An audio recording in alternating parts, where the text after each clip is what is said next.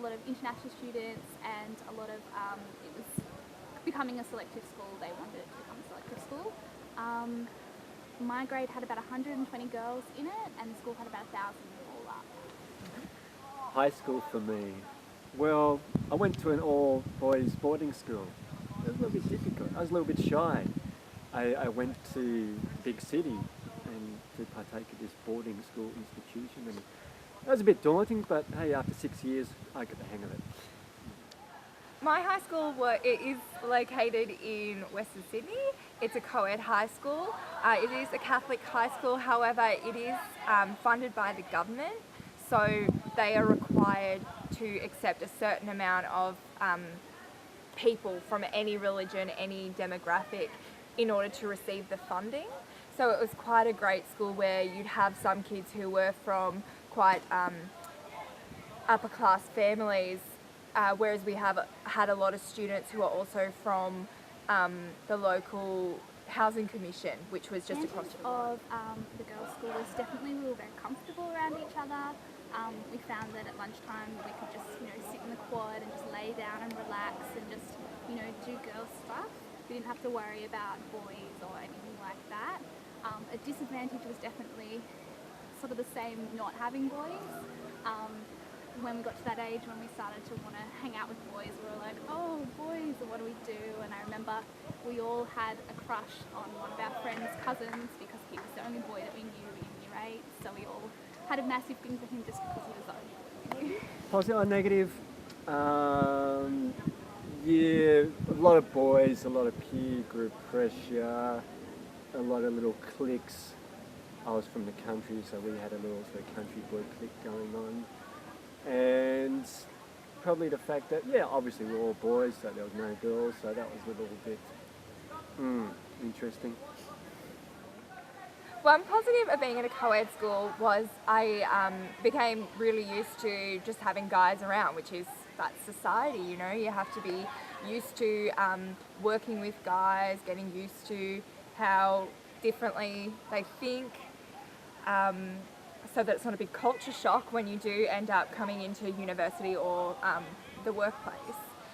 And one negative of that, however, was they were a bit of a distraction. I know a lot of my girlfriends became really entwined with the boyfriend situation, myself included, for a few grades there.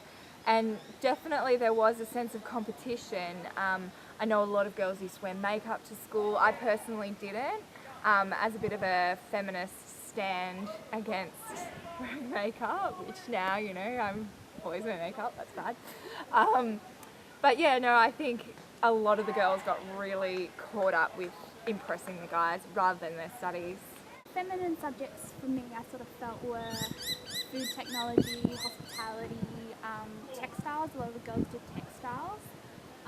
More masculine subjects were definitely like science, maths, woodwork, and things like that. More feminine would be art, music, drama, which I didn't really participate in any of those subjects. So, I mean, it was compulsory to do an art unit in Year 7. Masculine subjects? Okay. Well, this is probably where I excelled. Metalwork. I like cutting things, steel, and sticking them together, welding. And that was good. And we'd just go to our metalwork class and fool around and, and be bloke. More feminine subjects were definitely drama, art, English, extension English, and I ended up doing them all actually, just by coincidence.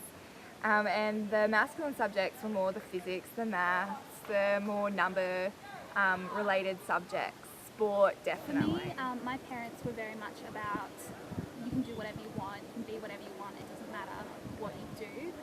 But I do know that for other people they definitely were influenced by this. Especially for my brother, he went to an all-boys school and he avoided all the subjects like the arts, and you can do food, that sort of thing, and he went for IT subjects, maths, business studies, all those sorts of subjects. Yes. Now, we weren't going to go and join the drama class and dance around like fairies. We were going to do our metal work or our woodwork, maybe tech drawing, but yeah, and art, we weren't really across that, so we had a really hot art teacher and Yeah, she did it for some people. I mean, I'm not saying she literally did it, but she was there, and it was a small room, and yeah, it was quite cozy. I can definitely see how society's perceptions on subjects can affect other students. However, I found that I chose according to what I was good at, which just so happens that I do fit that discourse of what is a female, the perceived discourse, which is, you know, the artsy, the creative, and the English sort of student. So I kind of fit into that category really well, but like I said, it's because that's what I like doing and that's what I was good at. Likewise for my brother, he was really good at maths, physics, he's now an engineer, and he chose to do subjects at school that would help him to get where he wanted to be.